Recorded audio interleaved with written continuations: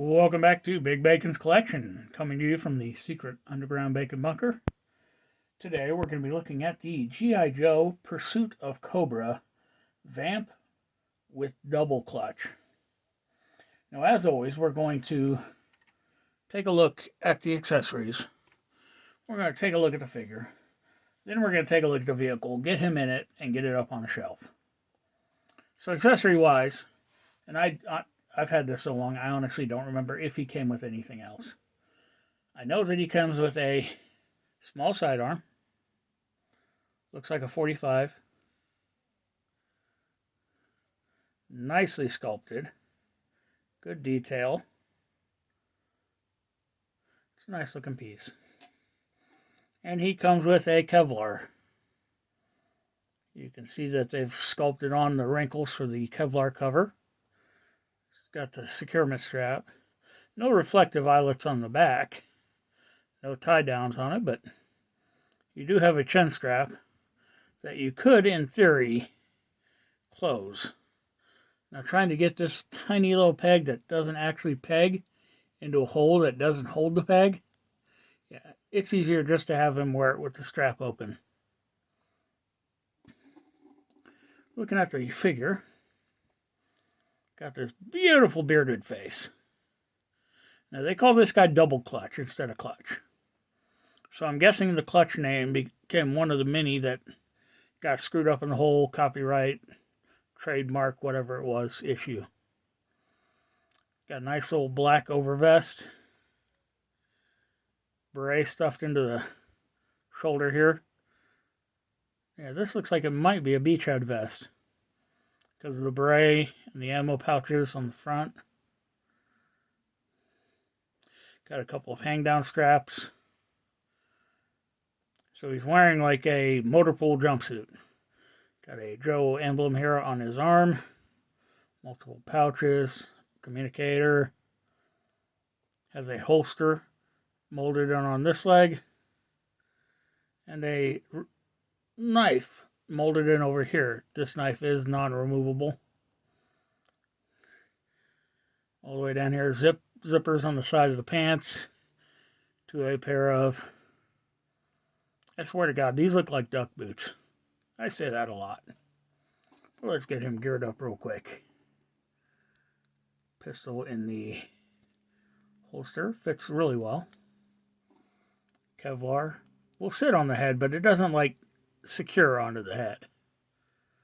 So there you have them. So we are going to just quickly throw this thing together. This thing has been in storage for, let's just say, years. All four wheels just snap on. Spare tire goes onto the back.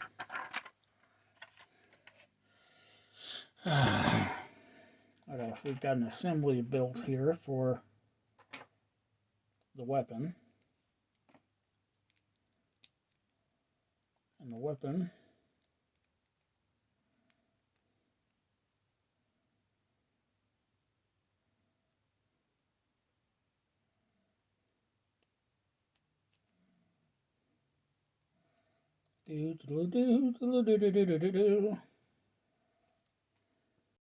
Alright, so we got a couple of snap-on pieces that, because of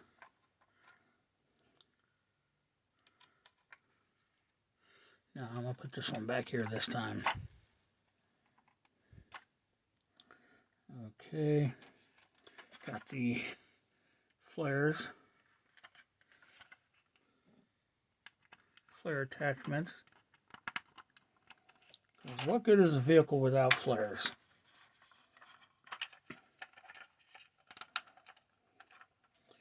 Fuel canisters.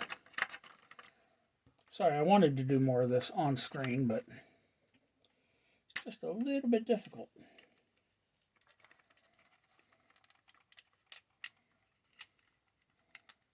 Come on, get into that securement point. We got a couple really cool features on this that I cannot wait to show you. the weapon mounted in there. Get in the hole, you mother trucker.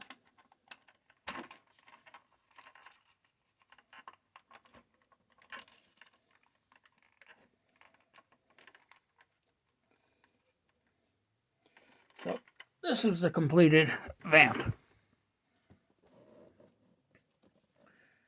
So we're going to look from all angles at it, starting with the front.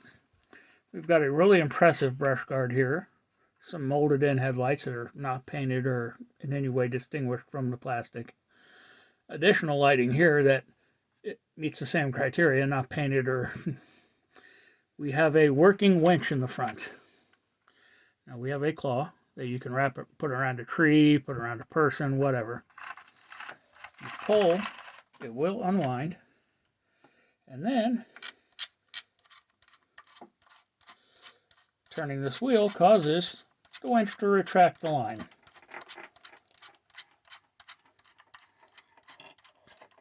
And this thing's got a good long line to it. Whee! So, because I don't want it dragging on the ground there, I always just kind of lock it onto the roll bar there. Got a couple of mirrors mounted on the front here. Once again, these have no silvering, no nothing. The hood is detailed, similar but not quite like a Humvee. We've got multiple holes here, which can be used to move this machine gun to multiple positions. I put it here because it makes the most sense for a gunner. A couple tie-down securement points. Now, if you look closely, this upper portion is a separate piece. We'll get to the reason behind that in a little bit. Coming to this side, we've got open entryways, open top, the flares, which just plug into the side, multiple little details here, additional holes, but I don't see mounting a machine gun sideways on here. From the rear, we've got fuel cans, tow hook, spare tire. Behind this weapon here, well, let's start with the weapon. We've got a machine gun, rotating barrel, belt-fed ammo drum. It does rotate on its base, does elevate. All in all, it's a nice looking weapon. It's a little tight cramped in the back there, but and if you remove it, you can see that there are tools, both a shovel and a sledgehammer. Those are removable. Rotating platform for the weapon. And then this side, we've got the same mirrored on the other side. A couple running boards with pegs. There is an antenna, which, like the machine gun, fits into multiple holes throughout this thing. We've got more tie-down securement points on this side. A fuel point over here. Tie-downs on the top. Underneath, we've got some detailing, but we do have a suspension system. All in all, it's really nice looking. Now this machine gun here, if you remove the ammo belt and pop it off of its base, you can also mount it into these larger holes on top of the cab.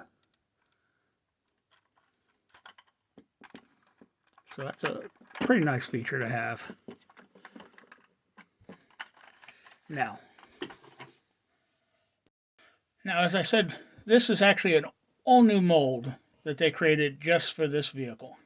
This isn't obviously your original everyday Vamp. Now, it wasn't made for this line, but it has been reused since then, and I've mentioned this in a previous review with the Ninja Combat Cruiser. As you can see, it's the exact same vehicle with a couple of updates. One being they've removed the winch on this portion, so there's no hole up top. And they gave it a new top canopy. As I mentioned, this one here This whole upper is an upper separate piece, but it is screwed in from the bottom. So, yeah. We've already done a review on that one, so let's get it out of the way now. And what do you say we throw him in here real quick? That helmet is just the bane of existence. Getting a figure to fit inside, though, is almost as easy as my ex-wife. I'm sorry, that wasn't meant to be out loud. Or was it? Stay on the head. I might just have to blue tack this damn thing on. As you can see, he fits in fairly easily. Inside the actual cab itself, there are actually 4 seats. Full-on dash with steering wheel. Place for an additional fuel or watering can. Good foot space for all your figures. And most impressive of all, there's a damn cup holder in there. So that does it. The Pursuit of Cobra Vamp. Now what do you say we take this bad boy and get it on the shelf.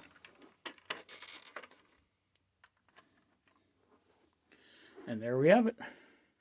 Once again, thanks for tuning in. Be sure to subscribe, like, share, comment. Hit that notification bell, and I will see you all next time.